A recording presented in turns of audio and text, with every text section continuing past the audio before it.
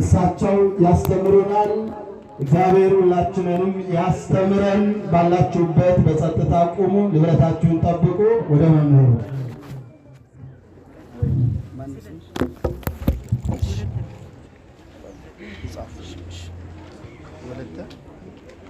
ወሰደድዎ ወአውፅእዎ አፋ ከምኩራብ አወጡት ከሰውም ለዩት። እስኪ በያላችሁበት ተረጋግታችሁ በስመ አብ በሉ። በስመ አብ በነገራችን ላይ ስለተለመደ እንጂ ሊቀ ጳጳስ ባለበት ይሄ አይባልም። ግን ዞሮ ዞሮ አሁን የዝም ብዬ በገባ በስመ አብ የማይል ሰባኪ መጣ ስለምትሉኝ እየሰማችሁ ነው አይደል? ልበል እንጂ አይባልም። እሺ በስመ አብ በሉ። በስመ አብ ወወልድ ወመንፈስ ቅዱስ አሐዱ አምላክ አሜን። ብፁዕ አባታችን ባህታዊው አራታይናው ብፁዕ አቡነ ሰላማ የምዕራብ ጎንደር ሀገረ ስብከት ሊቀ ጳጳስና የቅዱስ ሲኖዶስ አባል ክቡር አባታችን ቆሞስ መላከ ሰላም አባ ናኩቶ ለአብ የሁለቱም ቤተ መቅደስ ዋና አስተዳዳሪ፣ የሁለቱም ቤተ መቅደስ ዋና ጸሐፊና የስብከተ ወንጌል መምህራን፣ ማህሌታውያን ሊቃውንት፣ ካህናት እንዲሁም ዲያቆናት፣ አረጋውያን አባቶቻችን፣ እናቶቻችን፣ አንጋፋው የቤተ ክርስቲያናችን እንቁ ዘማሪያችን ዘማሪ ሊቀ መዘምራን ገብረ ዮሐንስ፣ አባቶቻችን፣ እናቶቻችን፣ ወጣቶች እንዲሁም ሕፃናት ሁላችሁም እንደምን አደራችሁ? ነቃ በሉ። እንደ ጠዋት ቡቃያ ክርስቲያን የጠዋት ቡቃያ ዝናብ ይኖርም አይኖርም ምን አለው እላው ላይ ልምላሜ ያለው ክርስቲያን እንደዚያ ነው። መከራ ቢበዛም ቀና ነውና ነቃ ብላችሁ እግዚአብሔር ይመስገን በሉ። እንደምን አደራችሁ? እንኳን አደረሳችሁ። እስከ ደረሳችሁ አመስግኑት እግዚአብሔር። በእውነቱ ብፁዕ አባታችን በውጭ ዓለማት ለብዙ ዘመናት የውጭውን ዓለም ሲያረጋጉ ከኖሩ ብፁዓን አባቶች መካከል አንደኛው ናቸው። ከዚያ በተረፈ ያለውን ክቡር መላከ ሰላም ቆሞስ አባ ናኩቶ ለአብ ቀደም አድርገው ሲናገሩ ስለነበረ ድግምግሞሽ እንዳይሆን እሳቸው ባሉበት ከሩቅ መስመር መጥተዋል። እንደ አጠቃላይ በእንግድነት ተገኝተዋል። እሳቸው ነበሩ ማስተማር የነበረባቸው። አንዳንድ ጊዜ ደግሞ አባት ተቀምጦ ልጅ ስለሚናገር ትንሽ በጣም ትንሽ ነገር ነው የምናገረውና ሁላችሁም ሳትቸኩሉ አጭር የሚባል ነገር ነው የምንነጋገረው። የዛሬው መዝሙር ይቤሉ እስራኤል ይሬነ ወይ ሰማይነ ዘውሩ ተወልደ ወተከስታ ይቲሁ በሰንበት ለእማበ እግዚአብሔር ለእመ እምሃበ እግዚአብሔር ይኮነ አው እመ ይገብረ ዘንተ ወይ ቤልጎ እያለ የሚል አጭር መዝሙር ነው። እንደ መዝሙሩ የኔም ትምህርት አጭር ነው ለማለት ፈልጌ ነውና እስኪ ሁላችሁም ግን ርዕሴን ተናገሩ። ርዕስ ራስ ስለሆነ ማለት ነው። ወደ ውጭ በሉ አወጡት ከሰውም ለዩት። ስለ ቃሉ እግዚአብሔር የተመሰገነ ይሁን። ዮሐንስ ወንጌል ምዕራፍ 9 ቁጥር 34 ላይ ያለ ኃይለ ቃል ነው። ይህንን ርዕስ የወሰድኩበትን ትምህርቱን ተከታተሉ። እንዲህ አይነት ነገሮች በተለያየ ጊዜ ሊገጥመን ይችላል። ከውጭ የወጣ ከሰው የተለየ ብዙ ጊዜ እናያለን። ለምን? ከምን የተነሳ? ምን አድርጎ? ምን ፈጽሞ? የሚለውን ነገር ሶስት ነገሮች አሳይቻችሁ ጠቅለል አደርገዋለሁ ትምህርቴ። ይህ ሰውዬ በአጭሩ አውፅእዎ ወሰደድዎ አፋ ወደ ውጭ አወጡት፣ ከሰው ለዩት፣ ከምኩራብ አወጡት። ዛሬ ከመቅደስ አወጡት ማለት ነው። ከመቅደስ አወጡት፣ ከሰው ለዩት ይላል። በደሉ ምንድን ነው ብለን የእሱን አይተም ሊያውን ለማየት ያዳነውን በማመኑ ምክንያት ያዳነኝን አውቀዋለሁ አዎ እማውቀው ደግሞ ትናንት ስወለድ አይነ ስውር ነበሩ። ምንም ነገር አልነበረኝም። መንገድ ላይ ቁጭ ብዬም ስለምን እንደነበረ እናንተ ታውቃላችሁ። አላይም ነበረ። ዛሬ ላይ ግን አይን ሰጥቶኛል።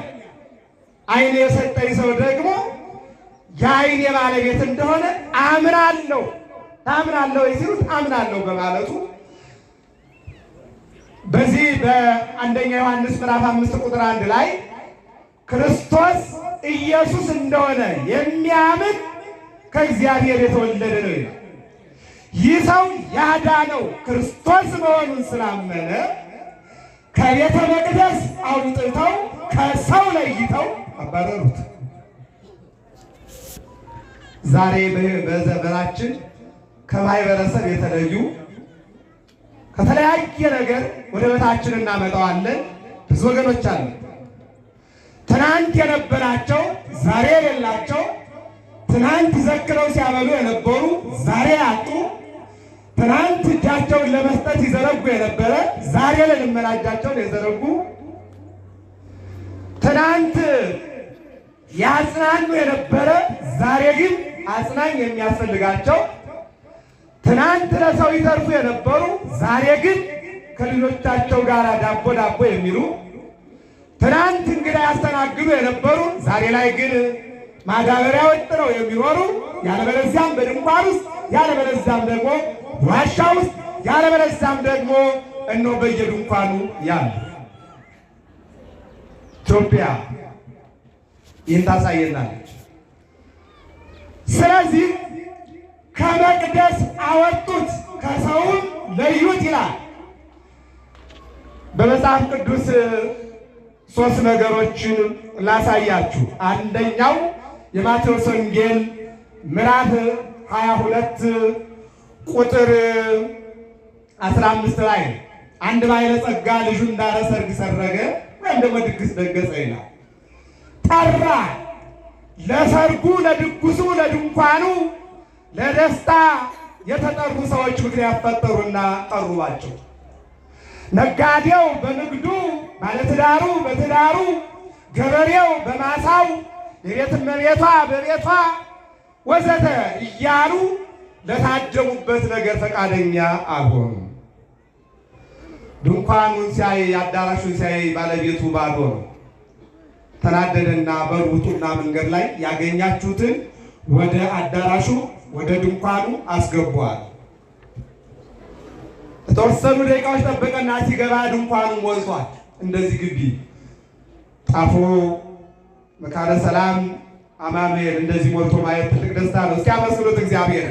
ትልቅ ደስታ ነው። እንደዚህም አምሮ ማየት ትልቅ ደስታ ነው። ድገሙና አመስግኑት። እንደዚህ አምሮ ማየት ትልቅ ደስታ ነው። ደስታ ነው። ነገር ግን አንድ ችግር አለ። እየሰማችሁ ነው አይደል? ከዚያ አንዱ ነው ለድግሱ፣ አንድም በድግሱ ውስጥ ካሉት አንድ የተቀየጠ ሰው ተገኘ።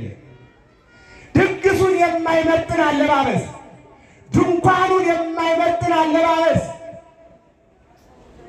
የተዘጋጀውን የክብር ድንኳን የማይመጥን ይህ ሰውዬ አለባበሱ ልዩ ስለሆነ ለድግሱም ለሰርጉም የሰጠው ክብር ታናሽ ስለሆነ አውጥወው። ሰርግ ማለት ወንጌል ነው። ደጋሹ መድኃኔዓለም ነው። አሁን ተደግሷል። በብፁዕነታቸው እየተባረክን በዘማሪያኑ እየዘመን ቅዱስ ቃሉን እየሰማን ያለ ነው። ይሄ ድግስ ነው። እስኪ አመስግኑት እግዚአብሔርን። ይህን ለሰጠን አምላክ ድግስ ነው። ከእናንተ ቤት ያለው ትናንት ለመድኃኔዓለም ተደግሶ ነበር፣ ዛሬ አልቋል። ዛሬ ለአማኑኤል ተደግሷል፣ ነገ ለ29 አይተርፍም። ይህ የወንጌል ድግስ፣ የዝማሬ ድግስ፣ የሥጋው ደሙ ድግስ ግን ዘላለማዊ ነው። ክብርና ምስጋና ለመድኃኔዓለም ይሁን። ይህ ነው የሚነግረን። ታዲያ ለዚያ ለድግሱ የማይሆን እንክርዳድ ተገኘ። አውጡት አለ ባጭሩ። ምዕመናን፣ ለእግዚአብሔር ወንጌል የማይሆን ለቅድስት ቤተ ክርስቲያን የማይሆን ሕይወት፣ ለወንጌል የማይሆን ለቅዱስ ቃሉ የማይሆን ሕይወት በእንዲህ አይነት መልኩ ሲወጣ እናያለን። ከ12ቱ ሐዋርያት ይሁዳ ሲወጣ አይተነዋል። ከሰባ አርድእትም ያ ዴማስ የተባለው ዓለምን ወዶ ሲወጣ አይተነዋል። ከመላእክትም ሳጥናኤል ያልተሰጠውን ክብር ወዶ ፈልጎ ሲወድቅ አይተነዋል። ዕብራውያን 11:34 ላይ ብዙ እንዳልናገር ሰዓት ያጥረኛል ብሏል ቅዱስ ጳውሎስ። በራሳቸው ክብር ፍለጋ ክብራቸውን ያጡ ብዙዎች አሉ ለማለት ፈልጌ ነው። እኛ ጋርም እንደዚሁ ትናንት በቤተ ክርስቲያን ውስጥ የነበሩ ነገር ግን የወጡ ወጥተው ግን ያላረፉ የሚዘልፉና የሚያዘልቁ አሉ። መውጣት ቅድም እንዳልኳችሁ ለሰርጉ ስላልመጠኑ ነው እንጂ እነሱ ስለናቁና እነሱ ከቤተ ክርስቲያን ስለበረቱ አይደለም። እውቀታቸው ከቤተ ክርስቲያን፣ ሕይወታቸው ከቤተ ክርስቲያን ስለበለጠ አይደለም። ነገር ግን እንዳልኳችሁ ለሰርጉ ስላላስፈለጉ ወጡ። አንደኛው የሁለተኛው የማቴዎስ ወንጌል ምዕራፍ 25 ቁጥር 30 እዚህ ላይ የምንለው አንድ ባለጸጋ 3 ሰዎችን ወደ ሌላ ሀገር ሊሄድ ሲል ታማኝነትን ሰጥቷቸው ሄደ ይላል። ለአንደኛው 5፣ ለአንደኛው 2፣ ለሶስተኛው 1 ሊታሰባቸው መጣ ይለና ባለ 5ቱ 10 አድርጎ ባለ 2ቱ 4 አድርገው ቀረቡ። ለትንሹ ታምናችኋልና በብዙ ሾማችኋለሁ፣ ወደ ጌታችሁ ደስታ ግቡ ተባለ ባቸው። ሶስተኛው ግን አለመስራቱ፣ አለማትረቡ፣ የባለጸጋውን ገንዘብ መቅበሩ ወንጀልም ኃጢአትም ሆኖ ባለጸጋውን ይነቅፍ ጀመር። ምዕመናን አለመስራት አንድ ድካም ነው። አለማትረፍ አንድ ድካም ነው። የሚሰሩትን መንቀፍ ግን ጅልነት ነው። ጅልነት ነው። ምክንያቱም ሰዎች ይደክማሉ፣ ይሰራሉ። ብንችል ደሞዝ እንክፈላቸው፣ ባንችል ግን እግዚአብሔር እድሜዎትን ይቀጥል ብለን ልናመሰግን ያስፈልጋል። እስኪ ለመላከ ሰላም በእውነት በዚህ በቀደም ለአገልግሎት ሳልፍ ዶዘር ይዘው ይህን ሜዳ ሲያሳርሱ አይቻቸዋለሁ። እስኪ ልበሉና መስግኑላቸው። አለቀ። የምትችሉ ከሆኑ አመስግኑ፣ ግን አትንቀፉ። የሚሰራው የእግዚአብሔር ቤት ስለሆነ አባቶች ይኖራሉ፣ ይቀየራሉ። ቤተክርስቲያኗ ትኖራለች። ስለዚህ ነቃቢ ከመሆን አመስጋኝ መሆን አስፈላጊ ነው። ነቃቢነት ለማንም አይጠቅምም። ምን አለው? የታለ አለው? ይቻት አንዲት ነበረች የሰጠኝ፣ አንዷንም እንዳጠፋብኝ ቀብሬ ያስቀምጫታለሁ። አንተ ካልዘራህበት የምታድግ ካልበተንክበት የምትሰበስብ ክፉ ሰው እንደሆንክ አውቃለሁ። አይቆም። ሰውን የሚያውቀው ማን ነው? ንገሩኝ እስቲ፣ ንገሩኝ እስቲ። ማን ነው የሚያውቀው? እግዚአብሔር ብቻ። እንደ አሜሪካ ሲያይ እንደ ኢትዮጵያ ወሬኛ እግዚአብሔር አያስፈልገው። በራሱ እያንዳንዳችን እስቲ ውስጥ ማን አማኝ እንደሆነ ማን መስሎ እንደተቀመጠ ለማውራት ለማየት የመጣ ማን እንደሆነ አይታችኋል። በመዋዕለ ስብከቱ 5 ክፍል ወይም ግሩፕ በለው በአሁኑ አነጋገር፣ በእኛ ደግሞ በጥሩነቱ ማህበር እንበለው እዚህ ይከተለው ነበር። ከ5ቱ አንዱ ብቻ ደህና ነው፣ 4ቱ መና ነው ነው። ሐሜተኛ ነው፣ ፈታኝ ነው፣ ምልክት ፈላጊ ነው፣ ጊዜያዊ ጥቅመኛ ነው። ክርስቶስ የተከሰተባቸው 5 ነገሮች ናቸው። ከ5ቱ አንዱ እውነተኛ ነው፣ 4ቱ ግን ውሸት ነው። እውነተኛው የትኛው ነው? ራሱን የእግዚአብሔር ልጅ አንድም እግዚአብሔር ያደርጋል። እውነት ነው ነው፣ ትክክል ነው የተናገረው። ሌላው ግን የእሱ ባህሪ አይደለም። ስለዚህ ሰዎች ብዙ ጊዜ በእንዲህ አይነት መልኩ ሊወጡ ይችላል። እዚህ ላይ ግን የምናየው ወጣት እነሆ ያዳነውን ስለአመነ ዘአሄወኒ ይቤለኒ ኢትንግር ወእምዝ ዘአኪ እየቀብቀ ያዳንን እንዲህ አለ። ስላዳንህና ስለዳንክበት ነገር ምስጢር ለማንም እንዳትናገር፣ ይልቁንም ከዚህ ቀደም የያዘ የሥጋ በሽታ ነው፣ የነፍስ በሽታ እንዳይዝህ ተጠንቀቅ አለ። ያዳነ ግን እነሆ ባለውለታዬ ነው ብሎ በማመኑ ከግቢ እንዲወጣ አድርገውታል። እግዚአብሔር አምላክ በእንዲህ አይነት ሕይወት ያሉ ወገኖቻችን እንዲጠብቅልን መልካም ፈቃዱ ይሆንልን። ደቂቀ ጓለመያው እስከ ማይዜኑ ታከብዱ ልበክሙ ለምታፈቅሩ ከንቶ ወተሐሱ ሐሰት አይምሩ ከመተሰባ እግዚአብሔር በጻድቁ። የሰው ልጆች እስከ መቼ ድረስ ልባችሁን ታደነድናላችሁ?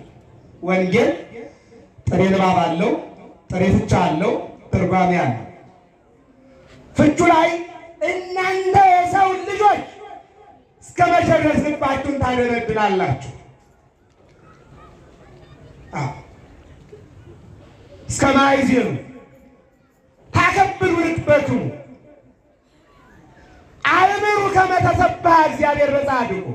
እግዚአብሔር በጻድቁ አንድም እግዚአብሔር በእውነተኛው እንደተመሰገነ እወቁ ይለናል። የፍቹ ወደ ትርጓሜው ስናመጣው የማኒ ልጆች በክህደት ውስጥ ያላችሁ፣ ባለማመን ውስጥ ያላችሁ እስከ መቼ ድረስ ለዚህች ዓለም ሰራይ መጋቢ የላትም ብላችሁ ትጠራጠራላችሁ?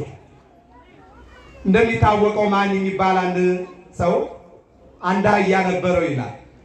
አህያው ቢጠፋበት ፈለገና አጣው። ሲያጣው ምን አለ? እግዚአብሔር ሆይ አህያዬን ካመጣህ አለሁ፣ አህያዬን ካላመጣህ ግን የለህም አለው። እየሰማችሁ ነው አይደል? እንዲህ አይነት ነገር የለም እናንተ አካባቢ። ይህን ስጠኝ ካልሰጠህ ግን የለህም ምንል እኮ ብዙዎች አለን። ከእንዲህ አይነት ሕይወት መድኃኒዓለም ይሰውራችሁ። እግዚአብሔር የታሪክ ባለቤት ነው። አንዱ በአህያ ይክዳል፣ አንዱ በአህያ ይነግሣል። ሳኦል የተባለው የእስራኤል የመጀመሪያ ንጉሥ አህዮች ጠፍተውት ሜዳ ለሜዳ ጫካ ለጫካ ሲፈልግ እግዚአብሔር መልአኩን ልኮ አህዮች ተገኝተዋል፣ ነገር ግን ከአህያ ጥበቃ ወደ እስራኤል ጥበቃ ተሹመሃል። እስኪ አመስግኑት መድኃኒዓለም። እግዚአብሔር እንደዚህ ያደርጋል። አዎ እናንተ የኤሊ ልጆች እስከ መቼ ድረስ ለዚህች ዓለም ሰራይ መጋቢ የለም ትላላችሁ? እስኪ በዝናብ አብቅሎ በፀሐይ አብስሎ ዘሪው በመኸር ክረምቱ በበጋ ቅዝቃዜው በሙቀት ማጣቱ በማግኘት ጨለማው በብርሃን ሕፃንነት በወጣትነት ወጣትነት በሽምግልና የሚለውጥ ማን ነው? መድኃኒዓለም ነው። አመስግኑት ይህንን አምላክ። ይህን ነው። አዎ እንዴት የለም ትላለህ? አይምሩ ከመ ተሰብሐ እግዚአብሔር በጻድቁ። እግዚአብሔር በኖህ እንደተመሰገነ ወቁ። በኖህ ዘመን የነበሩ ሰዎች አዎ አጥፍተው በሚጠፉበት ሰዓት ኖህ አካሄዱን ከእግዚአብሔር ጋር ስላደረገ በኖህ ዘመን የነበሩ ሰዎችን አጥፍቶ ኖህን አትርፎታል። ክብርና ምስጋና ለመድኃኒዓለም ነው። አካሄዱን ከእግዚአብሔር ጋር ያደረገውን አድኖ ኃጢአተኞችን አጠፋ። ሌላው የሰዶምና የገሞራ ሰዎች እነሱን አጥፍቶ ግብረ ሰዶም ወንድና ወንድ ጋብቻ፣ ሴትና ሴት ጋብቻ ኃጢአት እስከ ጥግ የሰሩትን በእሳት ዲን አጠፋና አካሄዱን ከእግዚአብሔር ጋር ያደረገውን ሎጥን አድኗል። በጻድቁ እግዚአብሔር እንደተመሰገነ እወቁ። ለዚህች ዓለም ሰራይ መጋቢ የለም እያላችሁ በጨለማ ውስጥ አትኑሩ ወዳጆች። ዛሬ ብዙ ሕዝብ ሃይማኖት የለውም።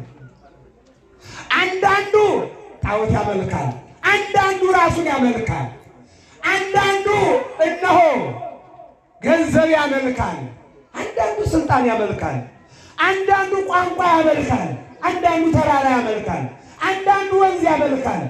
እኛ ሀገር እኮ ይህን ጠጠር ጨሌ እንኳን መጣ ሙዳይ ውስጥ ሆና ቅቤ እየተቀባች ነግሳለች እኛ ሀገር።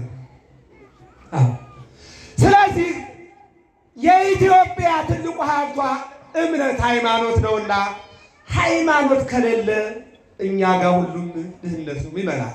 ትልቁ ሀብታችን ሃይማኖት ነው። ሃይማኖት እነሆ እግዚአብሔርን የምናይበት መነጽር ነው። ከእግዚአብሔር ጋር የምንገናኝበት መነጽር ነው። ድልድይ ነው፣ መሰላል ነው።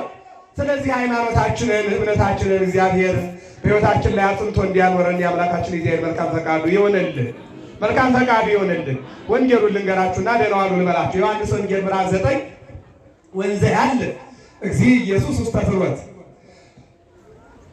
ኢየሱስ ክርስቶስ ከዕለታት በአንድ ቀን በመንገድ ሲሄድ ደቀ መዛሙርቱ ተከተሉት ይለናል።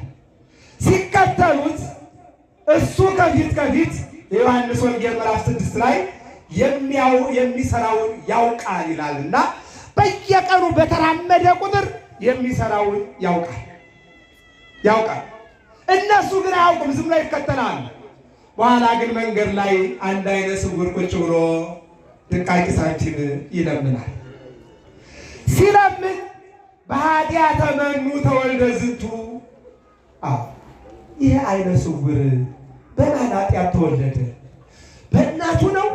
በአባቱ ነው? ወይስ ደግሞ በራሱ ነው ብለው ደቀ መዛሙርቱ ጠየቁ። ምዕመናን ከኔ ጋር ናቸው አይደል? እግዚአብሔር ከሁላችን ጋር አይኑ። እግዚአብሔር አሁን ወደዚህ ሰው እየሄደው አይን ሊፈጥርለት ነው። እዚህ ውስጥ አሁን ብዙ ዶክተሮች አላችሁ። የታመመ ታድናላችሁ። እግዚአብሔርን አስቀድማችሁ እግዚአብሔር ቀድሞላችሁ። አዎ አይንም ቢሆን ሌላም ቢሆን በተሰጣችሁ ጸጋ በጥበብ ታክማላችሁ። አይን ግን አትፈጥሩም። ለእናንተ አልተሰጣችሁማ። የተቆረጠ እግር አርቲፊሻል አድርጋችሁ ልቀጥሉ ትችላላችሁ። ያንኑ እግር ግን መመለስ አትችሉም። አይን ላይ የበግ አይን አድርጋችሁ ምናልባት ያለ አስመስሎ በመነጽር ሊጓዝ ይችላል። አይን ግን መፍጠር አይቻልም። አይታችኋል። በዮሐንስ ወንጌል ምዕራፍ 5 ላይ 38 ዓመት ሙሉ በአልጋ ተኝቶ የነበረው ተነስ ሲለው ብድግ አለና አልጋውን ተሸከመ። እስኪያበስሉት መድኃኒዓለም የሚሄደው ዝም ብሎ አይደለም፣ ለስራ ነው የሚሄደው። በማቴዎስ ወንጌል ምዕራፍ 12 እጁ እንደዚህ ኩና ስንኩል ብላ መዘርጋት አቅቷት በዚያን ሰዓት ላይ ምን አለው? ስፋህ የከ እንተ ምልዕተ ምሕረት፣ እጅህን ዘርጋው ሲለው ወኮነት ከመ ካልዕታ፣ ያቺ የሰለለች እጁ እንደ ጤነኛዋ የተስተካከለች ሆነ ይችላል። ቃል ብቻ ሲናገር ክብርና ምስጋና ለመድኃኒዓለም። ወደ እናንተ እኮ ሐኪም ቤት ስንመጣ ካርድ ያዝ፣ ወረፋ ያዝ፣ ተመርመር፣ ደምህ ወዘተ ወዘተ። ከዚያ በኋላ ውጤቱ ታውቆ ይህን ያክል ትተኛለህ፣ ይህን ያክል መርፌ ትወጋለህ፣ ይህን ያክል ታብሌት ትወጣለህ ነው። መድኃኒዓለም ግን ተነሳ ሲል ብድግ ነው። ክብርና ምስጋና ለስሙ። ይሄ ነው የሚሆነው ማለት ነው። ስለዚህ ምን አሉ ሐዋርያት? መድኃኒዓለም አይን ሊሰጠው ሄደ። እነሱ ግን ኃጢአቱን መመራመር ጀመሩ። የኛ ችግር ይሄ ነው። አሁን ትናንትና ዘፋኝ የነበረች ልጅ እዚህ ነጠላ ለብሳ ብናያት እንዴ ዘፋኝ አይደለች እንዴ ምን አመጣት እንላለን። ዛሬ ጧት ተጠምቃ ክርስቲያን ሆና ከሆነስ ንስሐ ገብታ ከሆነስ ትናንትና ጠንቋይ ቤት ያያችሁት ትናንት እንደገና መጥቶ ንስሐ ገብቶ ከሆነስ ብዙ እንላለን። ጊዜ የለም ልቶ በአጭሩ ግን ሐዋርያት ኃጢአቱን መመራመር ጀመሩ። ምን ብለው? በአባቱ ኃጢአት ነው ወይ? በእናቱ ነው ወይ? በራሱ ነው ወይ? ማለት ጀመሩ። ይህ ሁሉ ግን የእሱ አይደለም። አንድ ድሃ ከጎረቤቱ ሀብታም ሰው አለ። በጣም ሀብታም ነውና አንድ ቀን ጠጋ አለና ወንድሜ አለው። አቤት አለ። በሀብታሙ ጎረቤት ድሃ አለ እየተባልክ ከድሃ ጎን አንተም ከምትኖር እኔም ደግሞ የሀብታም ትርፍራፊ እየተመለከትኩኝ ወይም ደግሞ ባለመስጠትህ የኔ ልጆች እየተራቡ ያንተ ልጆች እየበሉ በእግዚአብሔርም እንዳትጠየቅ እኔም ሀብታም እንደሆነ እንደው አንዲት ፍየል ገዝቼ የማረባበት 5 ብር ስጠኝ አለ። ስንት ብር አለ? 5 ብር። በኋላ እንዳውም አይደለም ድሮ ነው የምነግራችሁ። 5 ብር ጥሩ ፍየል የሚገዛበት ነበረ። ያችን 5 ብር ተቀበለና ፍየል ገዛ። 2 መንታ ብትወልድልኝ ብሎ አስቧል። መቼም ተስፋ አይከለከልም። 5500 ዘመን አበይት ነቢያት፣ ደቂቀ ነቢያት፣ የቃል ነቢያት፣ የጽሑፍ ነቢያት 15ቱ የቃል ነቢያት፣ 16ቱ የጽሑፍ ነቢያት፣ 31 ነቢያት በተስፋ ነው የኖሩት። እነሱ በተስፋ የገቡትን ሱባኤና የተናገሩትን ትንቢት ድንግል ማርያም በቅዱስ ገብርኤል አምሳሊነት አማኑኤል ማለት እግዚአብሔር ከኛ ጋር ማለት ነው። መጋቢት 29 ቀን የ5500 ዘመን የነቢያትን ትንቢት ድንግል ማርያም ጥቅልላ አድርጋ ወልዳ መድኃኒዓለም ሰጠችን። እስኪ አመስግኗት። ተስፋ አይከለከልም። ነገር ግን እውነተኛ ተስፋና ዝም ብሎ ተስፋ አለ። የእውነተኛው ተስፋ ባለቤት ያድርገን እግዚአብሔር። ቢያያት እያለጠለጠች ሰውነቷ እያማረ አትወልድም። በኋላ ባለቤትየው ደግሞ ሲያያት ስጋዋ በጣም አምሯል። ይሰውዬ በጾሙ ምን ሊለን ነው እንዳትሉ አደራችሁ። እየሰማችሁ ነው አይደል? ምን አለው መሰላችሁ? እንዴ መቼም ብሩን አይመልስልኝም። ስለዚህ ባይሆን እንኳን ፍየሏን ይስጠኝና አርጀል ብላ። ከዚያ በኋላ ጠራዋ። አንተ ሰውዬ ያለው ፍየል ገዛህ ትወልድልሃለች ታረባለህ ብዬ ብጠብቅህ አንተ ፍየሏን መውለድ አልቻለችም፣ አንተም መመለስ አልቻልክም። ስለዚህ ወይም ብሬን አምጣ ወይም ፍየሏን ስጠኛል። አይ ፍየሌንም አልሰጥህም ብርህን እመልስልሃለሁ አለ። ከዚያ በኋላ ልጁን ጠራና ሂድና ገበያ ይችን ፍየል 5 ብር ሽጣት ነው። ስንት ብር? አሁን አይደለም ድሮ ነው። እየሰማችሁ ነው አይደል? ስንት ብር አለ? ይዞ ሄደና ገበያ ላይ ይችን የሚገዛ ሲል ሰዎቹ በሁለት አይነት መልኩ ከናወጡላት። ምን ብለው? እንደ ሐዋርያት ማለት ነው። አንዳንዶቹ ምናምን በሽተኛ ናት። ምንድን ናት አሉ? 5 ብር የምትሸጥ ይች ፍየል ቢቀር 20 ብር ማውጣት አለባት። በሽተኛ ናት አሉ። በሽተኛ ናት እንዴ? ግን ምን አለባት? ዕዳ አለባት። ዕዳ ያለበት ሰው ለካም በሽተኛ ያስብረዋል እንዴ? እየሰማችሁ ነው? አዎ ብቻውን እያወራ ይሄዳል። መጣል ካልቻለ መንገድ ይቀይራል፣ ይደበቃል፣ ይጠፋል። ዕዳ ካለቀባት። አዎ ሁለተኞቹ ደግሞ እየሰማችሁ ነው አይደል? ተሰርቃ ነው አሉ። ምን ብላ ነው? ተሰርቃ ነው እንዴ? አልተሰረቀችም። በኋላ አልገዛው ሲሉ ለአባቱ ወሰደና ሰጠው። እንዲህ ነገረው። ይሄን ነው አረደና ጠበሰና ልጆቹን ሚስቱን አብልቶ ሂድና አንጋር ትባላለች በሰሜኑ፣ በዚህ ቆዳ ነው የሚባለው፣ ሄደሽ ሽጠና እየሮጠ ሄዶ የቆዳ ቦታ ለብቻው ነው። ይችን 5 ብር የሚገዛ ሲል ለካም ዋጋዋ ነው። ለቀም ማረገና አንዱ ገዛው። እየሮጠ መጣና ለአባቱ አባዬ አቤት፣ ቅድም ያን ያክል ፀሐይ ስመታው የሚገዛኝ አጣው። አንዳንዶቹ በሽተኛ ናት፣ አንዳንዶቹ ደግሞ የተሰረቀች ናት እያሉ አሁን ግን እየሮጥኩ እዚያ ቆዳው ገበያ ላይ ይችን በ5 ብር አዎ የሚገዛ ስል አንድ ሰው ብቻ ሮጦ መጣና ገዛት። አያችሁ አለ አባት። አቤት ፍየሌን አላሸጣት ያለ ምኗ ነው? ስጋዋ ነው። ምኗ ነው? ንገሩኝ እስኪ። ስጋዋ ነው። እያባላን ያለና እያስተማማን ያለ መንፈሳዊ ሕይወት አይደለም፣ ስጋዊ ሕይወት ነው። ስጋዊ ሕይወት ነው። ስለዚህ ሐዋርያት ገና ስጋውያን ነበሩ፣ ወደ መንፈሳዊነት አልመጡም ነበርና ምን አሉ? በእናቱ ነው ወይ በአባቱ ነው ወይ በራሱ ኃጢአት ነው ወይ አሉ። መድኃኒዓለም ግን ምን አለ? አይ አይደለም፣ በማንም አይደለም፣ ብርሃን ሳለው የራሴን ስራ ልሰራ ነው አለና ወረቀ ምድረ ወገብረ ጽውረ ወቀወ አግኝትሁ ለዘውሩ ተወልደ። ምራቁን አፈሩ ጋር አገናኘና እንደዚህ ያደረገና ልሙጡ አካል ላይ ኳነው ሁር ወተሐሰብ በምጥማቃ ተሰሪሆን ሂድና በፈሳሽ ውሃ በወራጅ ውሃ ታጠብ። የኔ አይን መፍጠርና ማዳን እስከ ዓለም ድረስ ይቀጥላል፣ በአንተ አይቆምም አለውና ላከው። የተላከ ይለዋል። ወደዚያ ሲሄድ እየተመራ ነው። እኔ አንዳንድ ጊዜ እነ ዘማሪ ገብረ ዮሐንስ 4 ኪሎ ላይ ራሳቸውን ጠብቀው ሲጓዙ እንደ አጥቢያ ኮከብ አይን ያለው ሰው ጋር ከፖል ጋር ሲጋይ ታዩታላችሁ። ይገርመኛል። እየሰማችሁ ነው። እግዚአብሔር አሁን አንዳንድ ጊዜ እንዲህ አይነት አገልጋዮች በዝማሬ ጸጋውን ያበዛላቸው እንደገና ደግሞ ራሳቸውን ዓለምን በወንጌል እያጥረቀለቁ ከማንኛውም ነገር ራሳቸውን ከሃይማኖት ጥገኝነት፣ ከኢኮኖሚ ጥገኝነት፣ ከማንኛውም ራሳቸውን ጠብቀው ከዚህ አገልግሎት የደረሱ አገልጋዮች እስኪ እንደው ገብረ ዮሐንስን እግዚአብሔርን አመስግኖ ለበው እንዲህ አይነት አገልጋይ እንዳለመታደል ብሎ ቅድም እንዳልኳችሁ ነው። ብዙ አለ። አይኑ እዚህ ጋር አንድ ፍንጃል የማይሞላ ውሃ የቋጥሮ ነገር ግን ከግንድ ጋር ሲጋጭ የምታዩት በሀሳብ በሃይማኖት በሌላ መልኩ ብዙ እያለ ታዩታላችሁ። ጌታ ግን ምን አለ? ብርሃን ሳለው ይህን ስራ ልሰራ ነው አለና አይኑ ፈጠረለት። እየተመራ ሄዶ እያየ መጣ። ክብርና ምስጋና ለመድኃኒዓለም። አየሁ፣ እየተመራ ሄዶ እያየ መጣ። ቤተክርስቲያናችን ነው ወዳጅ በ6 ጎረምሳ ተይዞ መጥቶ በአማኑኤል ጸበል ድኖ መሄድ ነው የቤተክርስቲያናችን ታሪክ። እስኪ አመስግኑት እግዚአብሔር። እንደዚያ ነው። በቃሪ በቃሬዛ መጥቶ ባልጋ መጥቶ በእግሩ መሄድ ነው የቤተ ክርስቲያናችን ታሪክ። ነገር ግን ቶሎ ለምን አይሆንም? እምነት ስለሚጎለን፣ እግዚአብሔር ማዳን ስለማይችል አይደለም።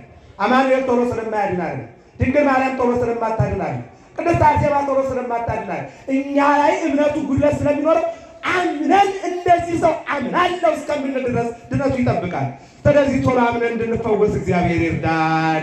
ከዚህ በኋላ ይህ ሰውዬ ቅድም ሲለምን የነበረው አይደለም ወይ? ነው አይደለም? ነው አይደለም? ተለያዩ። መጨረሻ ላይ ግን እናት አባት ተጠሩ። እኛን ማን እንዳዳነው አናውቅም። አይነ ስውር ነበር፣ ነገር ግን አሁን ድኗል። እሱም የመሰከረው ነው። መጨረሻ ላይ ግን ማን ነው ያዳነህ አሉት። እኔ ያዳነኝ ማን እንደሆነ አላውቅም፣ ነገር ግን አይነ ስውር ነበርኩኝ፣ አይን ፈጠረልኝ። አይኔን አዳነኝ አይደለም ያለው፣ አይን ፈጠረልኝ። ያዳነኝ አይን የፈጠረልኝ ሰው እንዳለ አውቃለሁ፣ ማንነቱን ግን አላውቅም ሲል አዎ እሱ ኃጢአተኛ ነው አሉ። አይ እዚህ ላይ ነው እንግዲህ፣ አዎ እዚህ ላይ ነው የዲያሎ እስራኤል ኢሬናዊ ሰማይ ከእናቱ ማህፀን ሲወጣ አይነ ስውር ሆኖ ተወልዶ አድጎ በሰንበት አይኑ የበራ አንድም አይኑን ያበራ አላየንም። ኢሬናዊ ሰማይ አላየንም፣ አልሰማንም። እስኪ ተናገሩ፣ አላየንም በሉ። እግዚአብሔር ግን አደረገው። እስኪ አመስግኑት። ይልናበል ይልና ያሉት በቃ ኢሬናዊ ሰማይ ሰውር ሰው እውር ሆኖ ተወልዶ በሰንበት አይኑ የበራለት አንድም አይኑ ያበራ አላየንም። ነገር ግን ከእግዚአብሔር ባይሆን ኑሮ ይሄን አያደርግም ነበረ። እኛስ ይሄ እግዚአብሔር እንደሆነ እናምናለን አሉ።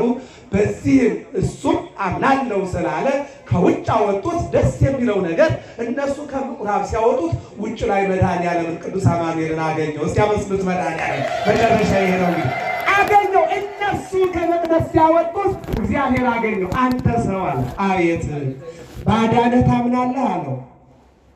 አምን ዘንድ ያዳነኝ ማን ነው አለ። እስኪ ከመቀመጫችሁ ብድግ በሉ፣ ብድግ በሉላችሁ። ለዚህ ልማት ለምታዩት 1 ሰዓት 6,000 7,000 አካባቢ ነው የሚከፈለው። ባለፈው መጥቼ ክቡር አባታችን ነግረውኛል። እኔችን ታሪክ እየጨረስኩ ወደዚህ ወደ መቀመጥ ወደ ምንጣፉ እየመጣችሁ ይህ ምንጣፍ ሙሉ ታድርጉት መጣችሁ። ሁላችሁም እንደው የ1 ሰዓቱን መሸፈን ባትችሉ ሁላችሁም ተሰብስባችሁ እዚህ ላይ ለዶዘር ለእስካቫተር የወጣውን ብር ለቅዱስ አማኑኤል መልሳችሁ ለአስተዳዳሪው፣ ለሰራተኞቹም፣ ለካህናቱ ሞራል ጠብቃችሁ እንድትሄዱ በሰንበት ላይ ደብረ ዘይት ተብሏልና በረከት አግኝታችሁ። እኔ ከዚህ በላይ ሊቀ ጳጳሳት ብፁዕ አባታችሁ ባሉበት ከዚህ በላይ መናገር አልፈልግም፣ ልመና ውስጥ አልገባም። ነገር ግን በረከት አግኝታችሁ ሂዱ። እሳቸው ደግሞ ለጋበዙን ለቆሎ ትምህርት ቤት አካውንቱን አይታችሁ ከሆነ የቆሎ ትምህርት ቤት አካውንት ነው የሰጧችሁ። እስኪ ንገሩና መስሉት እግዚአብሔር የቆሎ ትምህርት ቤት በእንተ ስማ ለማርያም ብለው ለምነው የሚማሩ የቆሎ ተማሪዎችን የጉባኤ ቤት አካውንት ነው። ይህን አካውንት ያዛችሁ ማለት በእንተ ስማ ለማርያም እያለ ተማሪው በራችሁ ቁሟልና ያን መዘከር ማለት ነው። አመስግኑት መድኃኒዓለም። ይህ አካውንት ነው የተሰጣችሁ ወዳጆቼ። የሰበካ ጉባኤ ወይም ደግሞ የልማት የዘታ አይደለም፣ የጉባኤ ቤቱን አካውንት ነው የሰጧችሁ። በተሰጣችሁ አካውንት ላይ መልካም ስራ ሰርታችሁ እንድታልፉ የአምላካችን የእግዚአብሔር መልካም ፈቃድ ይሆንልን። እልሉና አመስግኑት እግዚአብሔር፣ አመስግኑት እግዚአብሔር። እሺ ምንድን ነው ያለኝ? በጣም ደስ ይላል። እስኪ እልሉና አመስግኑት እግዚአብሔር። በእውነት ድገሙና አመስግኑት። በጣም ጥሩ። እኔ የያዝኩት መረጃ ትክክለኛ ስላልነበረ ነው፣ ይቅርታ። በዛሬው ዕለት አውደ ምሕረት ላይ እዚህ ላይ የሚሰጥ በሙሉ የኛ ለእስካቫተርም ለዶዘርም ነገ ከነገ በኋላ እያመጣችሁ ሰጣላችሁ። በአካውንትም እዚህ ምንጣፉ ላይም የሚሰጥ ለብፁዕ አባታችን ተማሪዎች እንጂ ለእኛ አይደለም። እስኪ አመስግኑት በድጋሚ እግዚአብሔር። አዎ ትምህርት ልጨርስና ደቀበት እግዚአብሔር ከሁላችን ጋር ይሁን። ስጦታውን አናምጡ፣ አትቁሙ። ለዛው ለትምህርት ቤቱ ለቆሎ ትምህርት ቤቱ እንኳን እኔንም እግዚአብሔር አመጣኝ በረከት እንዳገኝ ነው። እስኪ ንበሩና አመስግኑት እግዚአብሔር። ሁላችሁም እየመጣችሁ እዚህ ላይ ባለፈው ትዝ ይለኛል የደብረ ሊባኖስ መነኮሳት መጥተው እዚህ ቦታ ላይ በእውነት መጥተው ገዳሙን ሁላችንም እናውቀዋለን። ዛሬ ዙሪያ በተለያየ መልኩ ችግር ገጥሞት በቀን 13 ኩንታል የሚያክል እህል ነው ለዚያ ለመነኮሳት የሚቀርበው ማለት ነው እና እዚህ ቦታ ላይ